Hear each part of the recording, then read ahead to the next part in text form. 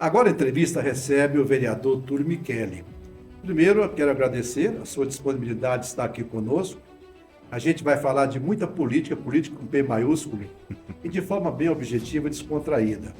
Obrigado mais uma vez por estar aqui conosco na Agora FM. Obrigado, Roberto. Primeiro, parabéns aí pela estrutura. Confesso que fiquei encantado quando cheguei aqui. A gente, quando é da comunicação, a gente vê coisas muito bem montadas, muito bem estruturadas aqui. E a gente fica com os olhos cheios de esperança, né? Mas parabéns pela estrutura e obrigado aí pelo convite. Fiquei sabendo agora que eu vou ser o estreante. Você vai ser a primeira vítima. Não tem problema não, estou pronto para isso aí. Parabéns pela propositura. Acho que o Uberaba precisa realmente cada vez mais, né, buscar esforços para se concretizar na comunicação da cidade. Eu acho que esse espaço aqui realmente tem tudo para ser um dos melhores da cidade. Essa comunicação que você cita, vou abrir um parênteses aqui agora, ela se propõe a participar do desenvolvimento político, cultural e educacional do Triângulo Mineiro. A gente vai trazer aqui entrevistados de alto nível, debater de forma democrática todos os campos e as vertentes políticas, mas que a gente debata tecnicamente o desenvolvimento de Uberaba, que é o mais importante como cidade polo. Túlio, qual é o papel desta oposição que você faz de forma muito brilhante e muito aguerrida nessa nova gestão e neste novo ciclo de legislativo? Roberto, eu costumo dizer que oposição, seja em Uberaba, seja em Belo Horizonte, seja em Brasília, ela é importante para todo e qualquer governante. Para todo e qualquer governante e para todo e qualquer governo. Porque se nós não tivéssemos uma oposição dentro da política nacional, concorda que seria tudo às mil maravilhas? Eu posso abrir um parênteses? O glorioso Ulisses Guimarães dizia que toda unanimidade é burra. E ele tinha mais do que absoluta razão. Quando nós optamos por entrar na política, e a gente faz essa opção lá naquele momento, em 2020, por uma questão de ideologismo mesmo. Ideologia pura. Eu não tinha intenção, Roberto, de um dia me tornar parlamentar aqui na cidade de Uberaba para ser mais do mesmo. Eu nunca quis ser mais do mesmo. E ninguém escolhe também ser oposição. Acho que a base de qualquer governo, ela é escolhida. Mas a oposição, você nunca escolhe. E eu não tive outra alternativa ao perceber o caminho tortuoso que o Uberaba estava seguindo, a não ser demonstrar minha insatisfação. Como vereador, você já começa um novo ano letivo, um vereador mais experiente, né? Um novo mandato, e você de cara já leva uma grande sugestão para a administração pública, a questão das lixeiras, né? E você, inclusive, se dispõe aí a iniciativa privada a trazer apoio para que esse projeto se viabilize. Fala um pouco desse projeto. Olha só, e como é que esse projeto surgiu? Na sexta-feira passada, eu estive nas ruas de Uberaba por conta de uma forte chuva que caiu aqui na cidade. Quando eu chego na Leopoldina de Oliveira, o que eu vejo lá é praticamente um lixão a céu aberto. E o que eu percebo? Que absolutamente a esmagadora maioria desse lixo veio das avenidas, né? Veio da Santos Dumont, veio da Leopoldina de Oliveira, veio da Fidelis Reis, veio da Guilherme Ferreira. E de onde surgiu esse lixo? Por conta da água que levou. E esse lixo vai para onde? Vai para a galeria. Ou vai para a Boca de Lobo. E aí o que acontece? A água realmente não tem vazão. Então, vendo isso, e até acompanhando esse problema da chuva de perto, eu percebi que tinha muito lixo nessas galerias e nessas bocas de lobo. Falei, poxa, existem já em várias cidades do Brasil as lixeiras subterrâneas. Por que não adotar esse sistema aqui? Sentei com a minha equipe, em 2 dias nós montamos o projeto, apresentamos esse projeto na Secretaria de Governo e também na Secretaria de Serviços Urbanos, recebemos um sinal positivo e vamos agora correr atrás da viabilização disso. Mão na massa. Simples assim. Vê o problema, busca a solução e agora tenta resolver. Vamos lá. Vamos aprofundar um pouquinho mais essa questão. Uberaba vive momentos de falta de liderança política, Uhum. tanto na cidade, como liderança que se poste regionalmente. E a cidade é uma cidade polo, então ela tem que ser o fomentador do desenvolvimento regional. E aí, o papel da oposição é sempre muito importante, porque faz com que a situação aprimore o seu trabalho. Olhe a oposição não no sentido pejorativo, mas no sentido construtivo, e de que algumas sugestões que saem às vezes da oposição são melhores do que a situação que está ali lado a lado com a administração pública. Então é sempre importante qualquer administração pública estar ali, ficar antenada para os movimentos políticos da cidade. E eu pergunto a você, Uberaba não está na hora de se fazer um grande entendimento político? Porque há muito tempo a gente não tem representatividade política nem no estadual e nem federal. E há uma pulverização de candidatos. Está no momento em que a oposição poderia fazer uma convergência em torno e em prol de Uberaba e região? Isso eu não tenho a menor dúvida. Só que essa convergência, Roberto, ela não depende só da oposição. Eu costumo dizer muito para as pessoas quando elas me falam sobre representatividade, que não adianta a gente só falar do lado político.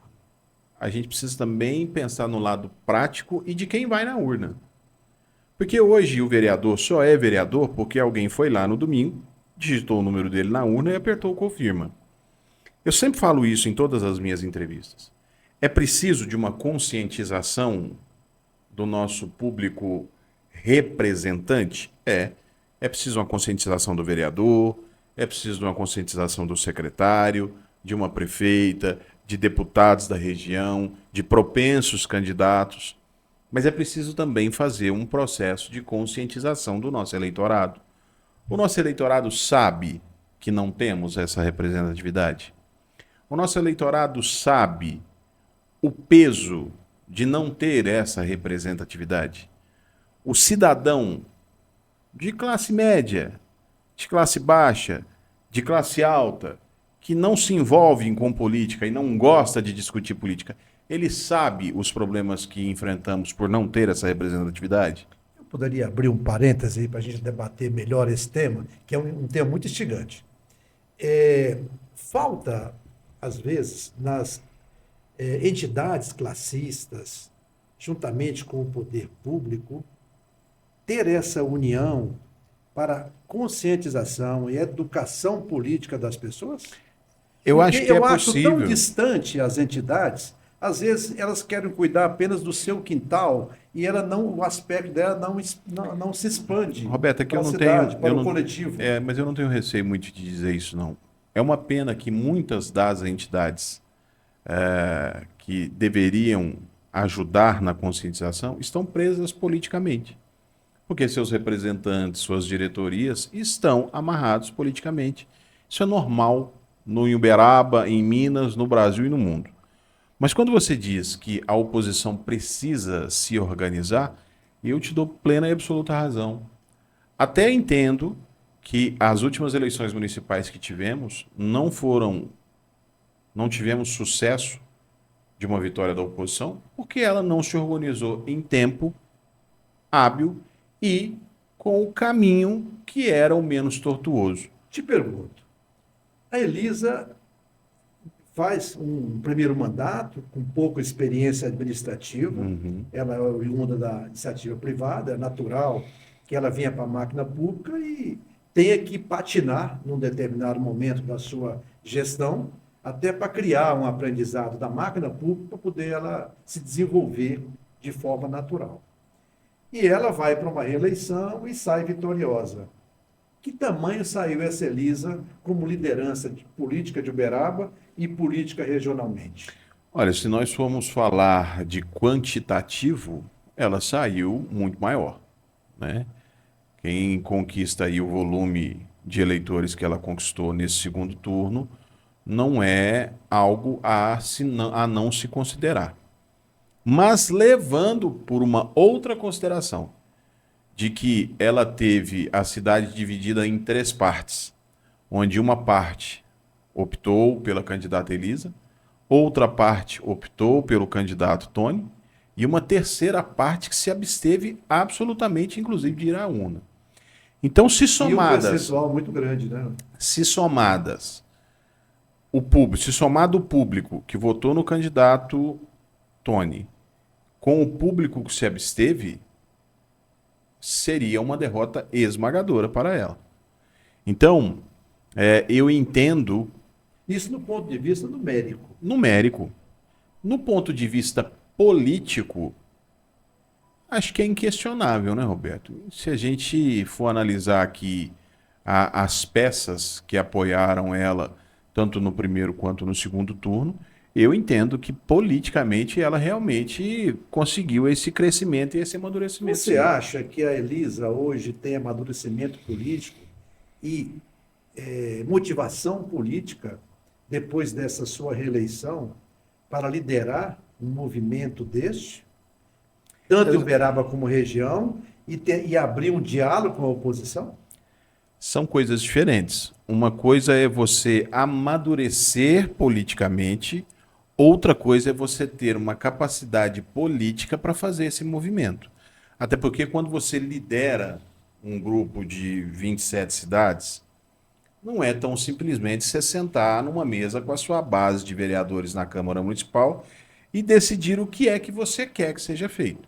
Não, aí você vai entrar em conflito com os interesses de Água Comprida, com os interesses de Sacramento, de Conquista, de Santa Juliana, de Viríssimo. Então, enfim, é uma série de reuniões conflitantes. Quanto maior for o grupo, maior Então, conflitos haverá. Quando você me pergunta se ela tem amadurecimento para iniciar esse trabalho, vamos falar em iniciar, porque ele ainda, pelo menos entendo eu, ainda não foi iniciado, até que de forma tardia, eu acredito que ela tem amadurecimento.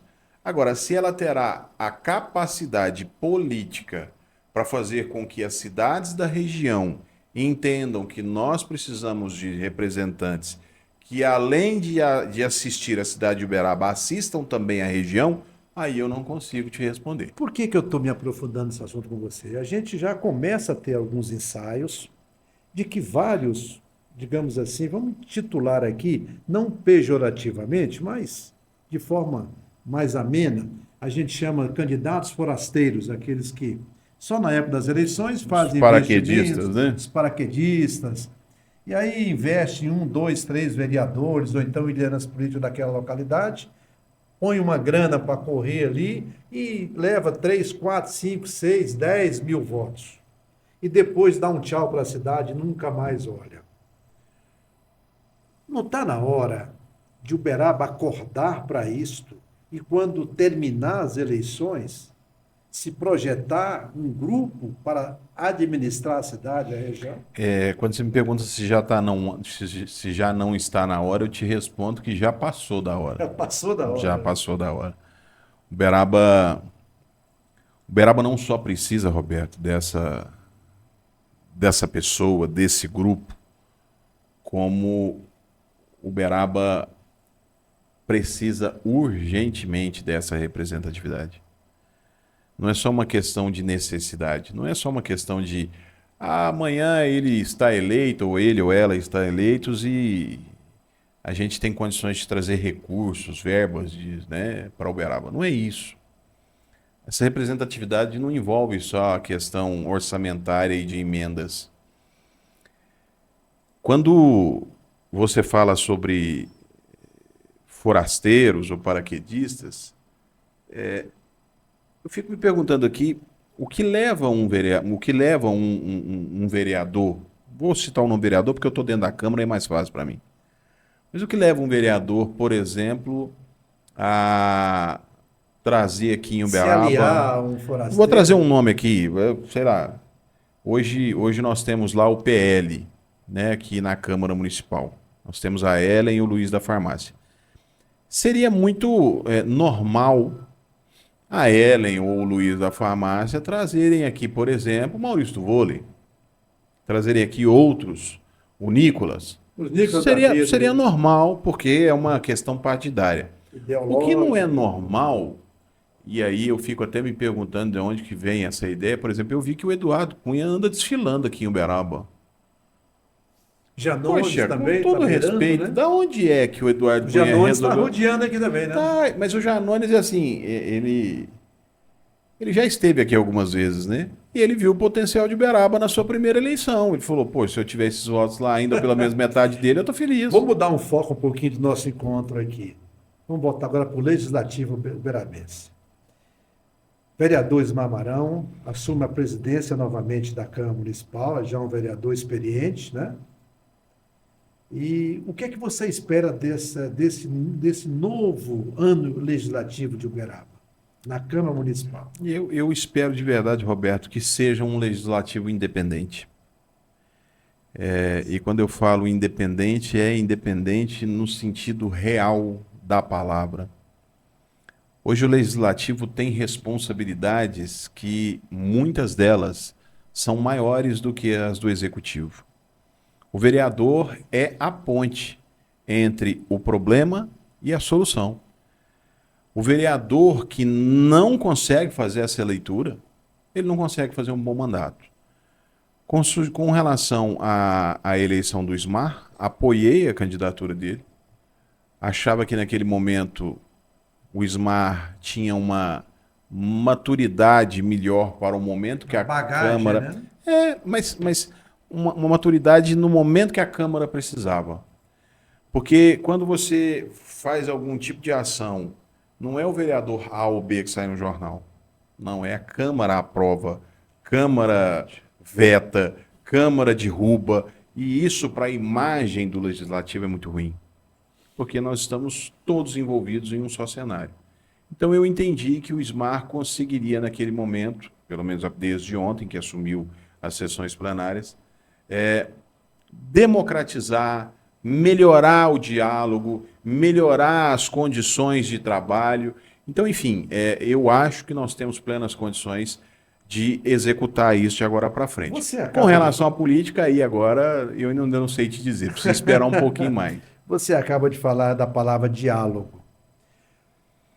Se reclamou bastante na gestão anterior, tendo a Elisa Araújo à frente do Poder Executivo, de que havia pouco diálogo entre os poderes legislativos e executivo. Uhum. Isso procede? E, se procede, qual é a tua esperança para esse novo ano legislativo? Há uma perspectiva de melhor desse relacionamento entre os dois poderes e que Uberaba consiga ganhar musculatura na união de ambos? Sabe quando foi? Eu vou te responder com datas. Você sabe quando foi a minha última conversa com a prefeita de Uberaba? Você tem noção? Não é a menor ideia. A minha última conversa com ela, com a prefeita Elisa, foi no mês de outubro de 2022. Então eu vou falar assim, você... 2 anos e meio atrás. A última vez que você conversou com a prefeita foi em outubro de 2022 e eu te respondo que sim. A minha última conversa com ela foi em outubro de 2022. De lá para cá, houve esse rompimento, não houve sequer relação institucional. E eu retornei para conversar com o governo, não com a prefeita, porque ainda não estivemos em conversa. Mas retornei na prefeitura na semana passada, quando conversei com o secretário de governo e quando conversei com o secretário de serviços urbanos. E nesse período, as suas demandas foram atendidas? Nenhuma. E não me preocupo Então foi um com isso. rompimento praticamente de 100%, então? 100%. Tanto na parte prática, na parte legislativa. Sim. E na parte do seu mandato? Sim, absolutamente 100% rompidos. Ela entendia que tinha que tocar o governo dela de uma forma, e eu entendia que a gestão trabalhava de forma equivocada, meus projetos não passavam, minhas leis eram vetadas, nada que eu pedia era atendido e meus requerimentos não respondidos. E qual é a tua projeção para esse novo ano legislativo? É quando eu te digo lá do amadurecimento. Porque quando na votação da lei orçamentária anual, eu informei que faria as minhas emendas normalmente, como sempre fiz. E aí fui surpreendido com uma ligação do secretário de governo, Beethoven de Oliveira, que me convidou para ter uma conversa com ele sobre as emendas da LOA. E quando lá cheguei, ele falou, bom, vamos falar sobre as emendas. Eu falei, não. 2 anos depois, nós precisamos conversar politicamente aqui e entender se é esse o caminho que o governo quer tomar. Sabe por quê, Roberto? Não me interessa hoje se a minha propositura vai em direção àquilo que o governo quer ou projetou. A minha propositura vai em direção à necessidade de alguém ou de um coletivo que me solicitou. Eu não estou fazendo uma solicitação para colocar uma lombada ali, porque essa lombada surgiu da minha cabeça. Não, é porque um grupo de moradores ali me solicitou isso.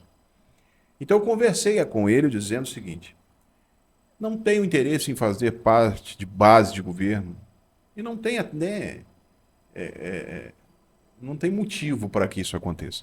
Até porque eu continuo com as minhas ressalvas com o governo da Elisa. Mas isso não quer dizer que eu tenha que fechar meus olhos, ouvidos e boca para com o governo e que o governo também não possa ter a mesma relação institucional. Projetos importantes para a cidade, você votar contra pelo simples prazer de votar contra.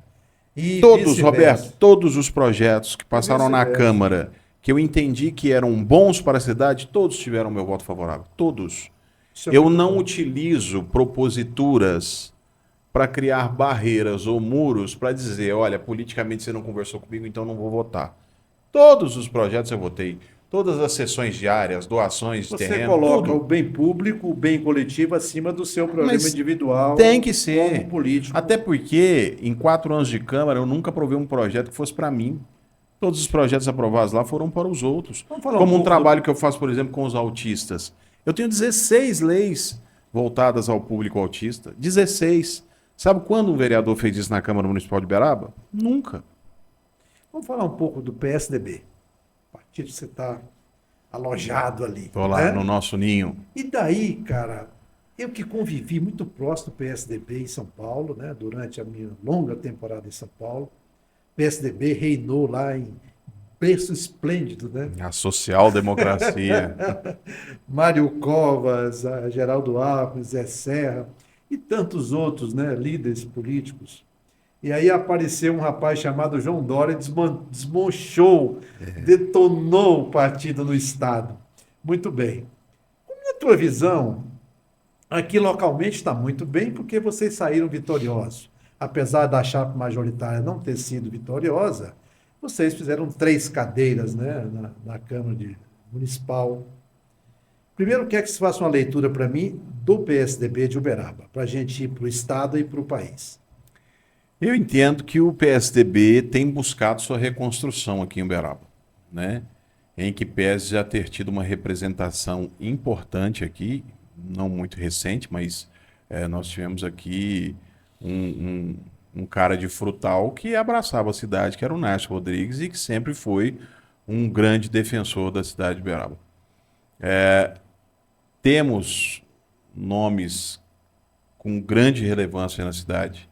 Acho que é um partido que sempre construiu pontes com o governo do Estado. Importante a gente dizer que na época Aécio, o governador Uberaba, sempre era muito evidenciado, sempre era muito bem lembrado, inclusive por conta da relação, né, com o Nácio. Mas quando você fala de Dória, e não é difícil eu conseguir fazer essa linha de comparação. O PSDB teve alguns desastres no seu caminho, né? E quando ele Como é é que- aéreo, ele é mais violento. viu? E como é que você consegue falar que o Dória, quando veio para o PSDB, não foi um desastre, né? Não foi um aborto da natureza? Então, a gente também não pode deixar de lembrar nomes importantes, como Fernando Henrique, como Zé Serra, como o próprio Geraldo Alckmin, que foram, inclusive, candidatos à presidência da República, como o Aécio também Mário foi. Covas, né? Pra Mário mim, Covas. foi o grande líder dessa. Então, veja, Franco Roberto, Montoro. eu entendo que na cidade, não só na cidade de Uberaba, mas em todas as cidades da nossa região, do nosso estado de Minas, o PSDB tem buscado essa reestruturação, uma reestruturação importante. Conseguimos agora fazer 3 cadeiras. Eu queria te aprofundar um pouquinho no estado de Minas Gerais. A gente tem a liderança do Aécio Neves. Sim. O Aécio Neves despontou no Brasil como uma grande liderança e pleiteou, inclusive, a presidência da República e por pouco não esteve lá, né? Alguns equívocos no meio do caminho não deixaram que isso acontecesse. Quase chegou. Muito bem. Foi governador de Minas, é uma grande liderança mineira. Por 2 mandatos, Passou inclusive, por alguns conseguiu fazer o problemas Anastasia. Né? jurídicos, contornou a situação dele, voltou à sua normalidade política, readquiriu seus direitos, né, de votar e ser votado, está na política ainda. E aí há um movimento de um grupo do PSDB que quer se expandir em Minas Gerais. E como é que você vê essa expansão deste PSDB em Minas Gerais? Para poder a gente escalar também o nacional. Vamos lá. É impossível hoje, no cenário que nós vivemos, tanto Estado quanto nível federal, que o país abrigue tamanha quantidade de siglas partidárias. O PSDB tem buscado esse acúmulo de musculatura? Tem. Mas essas conversas já começam agora também a tomar mais corpo quando você envolve outras siglas de ida e importância. Como, por exemplo, o PSDB tem conversado com o... Hoje, quando a gente fala PSDB, lembrando que nós temos que lembrar de cidadania, que hoje somos uma federação. O PSDB tem conversado com o MDB, que são partidos que lá atrás já tiveram, inclusive, em lados totalmente opostos. Tem conversado... Mas também tem um detalhe. O PSDB nasceu de uma dissidência do PMDB antigo. Do antigo PMDB. Né? Mas veja, nasceu de lá. Quando nós, lá atrás, imaginemos lá na década de 90, Roberto, se lá atrás, na década de 90, nós disséssemos assim, olha, lá em 2025, o PSDB vai conversar com o MDB para que juntos façam uma fusão. Você, naquele momento, diria o quê? O quê? PSDB com o MDB? Não, impossível. Já também começa-se a dizer da possibilidade de uma fusão. Essa eu acho que ainda não consegui ter 100% de certeza que acontecerá. Você está falando do PSD, do Kassab. Porque eu estou falando do Kassab. O Kassab que é imprevisível. É um fenômeno de negociação política no Brasil. Ele é imbatível nesse quesito. Mas veja, concorda comigo que nós não conseguimos saber o que se passa na cabeça de um Kassab quando ele cogita a possibilidade de uma fusão com o PSDB? Eu convivi muito próximo do Kassab. Próximo, não que trabalhei com ele, mas jornalisticamente convivi com ele durante todo o seu mandato como prefeito de São Paulo. Ele é uma pessoa muito amável, muito solícita, e uma coisa que eu observo no Kassab, e observo com as pessoas que estão em torno dele. O Kassab é o tradicional político. Aquilo que ele acertar com você, ele cumpre. E ele tem credibilidade política por conta disso. E isso hoje em dia está um pouco difícil. É raro. Principalmente, ontem tive uma prova clara disso na Câmara, mas é assunto para uns 3 programas para frente. Mas eu quero perguntar isso também, que aconteceu ontem nas negociações das comissões lá na Câmara, né? Quando a gente envolve um cara extremamente técnico e político como o Kassab, é imprevisível a gente saber qual vai ser o desfecho disso. E de um outro lado tem um Aécio Neves, que é só neto de um cara chamado Tancredo Neves, e que tem a política enraizada no sangue da sua família. O que isso vai surtir de efeito? Primeiro que nós aqui embaixo, no município, cumpra-se, né? Chega a determinação... O famoso chão de fábrica. Exato, né? Cumpra-se, beleza, perfeitamente. E essa decisão, Roberto, ela vai vir de Estado para a Brasília. Não tem o que fazer. Aqui em Uberaba, caso aconteça isso, temos algumas possibilidades importantes, interessantes e outras não? Sim. Poxa, você veja, hoje se você tem uma fusão entre PSDB e MDB, aqui em Uberaba hoje você teria políticos como Túlio, Jamal, Mariscal, Piau, Tony Carlos, Kleber Júnior, tudo no mesmo bolo político. E de um outro lado, se essa fusão ocorresse com o PSD, teria uma oposição aliada à situação, você teria Túlio, você teria Ismar, você teria Riposati, você teria Anderson Dois Irmãos, você teria Elisa Araújo, Marcos Montes Eu te Cordeiro. pergunto uma coisa: como ficaria você, Túlio, se essa fusão acontecesse? Como é que ficaria o Túlio do PSDB com a Elisa, Marcos Montes e o grupo que está na O situação? Túlio Como é seria que seria o Túlio seria o Túlio Michele Silva, como sempre foi, com toda a sua Você sairia do independência. partido? Não acho que é muito prematuro a gente falar sobre saída, né, Roberto? Eu prefiro dizer que eu vou deixar que o que for melhor para o partido aconteça e eu tomarei as E decisões lá falando em na saia frente. justa, vocês tiveram ontem, pelo regimento interno, as primeiras reuniões para a montagem das comissões, né? Sim. No novo ano legislativo da Câmara Municipal de Uberaba. E entre o partido PSDB teve um pouco de ruído. Comenta-se que houve um acordo prévio e este acordo foi quebrado. Aconteceu isso mesmo? Roberto, da minha Conta um parte, pouco desses bastidores aí. não é nem bastidor, não, porque tudo foi transmitido pela Câmara Municipal de Uberaba e muito bem transmitido, diga-se de passagem. É uma coisa, Roberto, que eu não mudo e que carrego como berço, aquilo que você aprendeu lá atrás, sabe, a sua essência, é de que a palavra vale muito mais do que qualquer documento assinado. Isso é normal e natural em todos os políticos? Não é, mas deveria ser. E eu não estou falando isso de política não, viu, Roberto? Eu estou falando isso para a vida. Ontem você me ligou e perguntou como é que está seu horário para vir lá na rádio e me dar uma entrevista. Às 14 horas pode ser? Falei, beleza, estarei lá. Eu só te liguei 10 minutos antes, quando eu já estava aqui na porta. Você não precisou me falar mais. Claro. E eu acho que isso tem faltado muito no ser humano. A palavra. Porque a palavra parece que perdeu a importância para muitas pessoas. Para mim, não. O fato é que eu não vou, nesse momento, Roberto, me preocupar com a falta de palavra de A ou de B. Eu vou me preocupar em fazer a minha função, de desenvolver o meu papel, independente de estar ou não em comissão A ou B. Se as pessoas não conseguiram cumprir com suas palavras, paciência. Vamos fazer aqui um bate-pronto aqui. Quem é Túlio Michele? Como é que você se define? Túlio Michele é um cara que nasceu de família pobre, que desde cedo, aos 11 anos de idade, já estava na rua trabalhando numa lanchonete da tia, fazendo suco, entregando salgado, e que tinha um sonho de um dia poder ser jornalista, que é essa profissão linda que nós temos. E quem é o vereador Túlio? É o mesmo cara que lá atrás vendia salgado, que tem uma ideologia e um gênio danado, mas que ama representar a cidade de Uberaba. Cita 3 representantes importantes para Uberaba. 3 representantes da nossa cidade? Cidade, importantes. Para você. Mas aí 3 são muito poucos.